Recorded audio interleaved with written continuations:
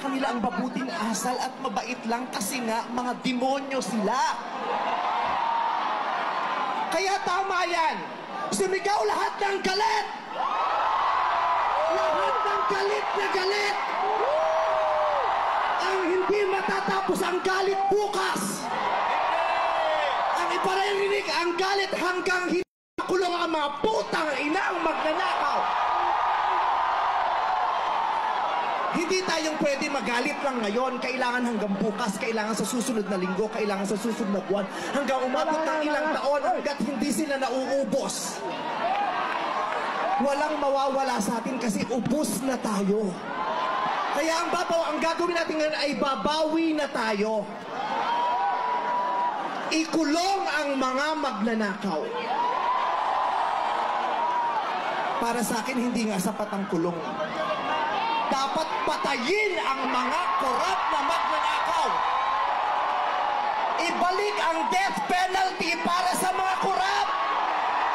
Para patayin ang mga magnanakaw, ikulong pati pamilya nila. Dapat gumawa ng batas ang pamahalaan para ibalik ang death penalty. Pasensya na po, Father. Alam kong ayaw mo ng death penalty. Ipagdasal mo na lang ako.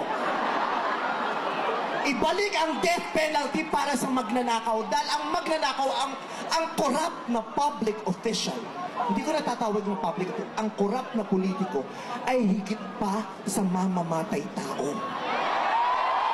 Ang corrupt na politician ay higit pa sa magnanakaw.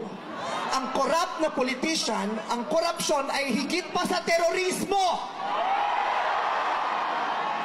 Ang mga terorista, namimili lamang ng lugar at panahon kung kailan aatake. Pero ang mga magnanakaw sa Pilipinas, walang pinipiling araw. Araw-araw nila tayong ninanakawan. At ang inaatake ng mga terorista, yung mga iba ang pananampalataya, iba ang paniniwala, ibang lahi. Pero ang mga korap, kapwa Pilipinong kalahi ang ninakawan. Kaya hindi tayo pwedeng sumuko lang ng ganito. Kaya hinahamon ka namin, Pangulong Bongbong Marcos, kung gusto mong magkaroon ng magandang legasiya, ang pangalan mo, ipakulong mo lahat ng magnanakaw. Nakatingin kami sa iyo, Pangulong Bongbong Marcos. At inaasahan ka namin, hindi dahil sa idol ka namin, kundi dahil sinaswelduhan ka namin at inaasahan namin na tutuparin mo ang inuutos naming mga employer mo. Kami ang nagpapasahod sa inyo, tapos na ang panahon na natatakot tayo sa gobyerno.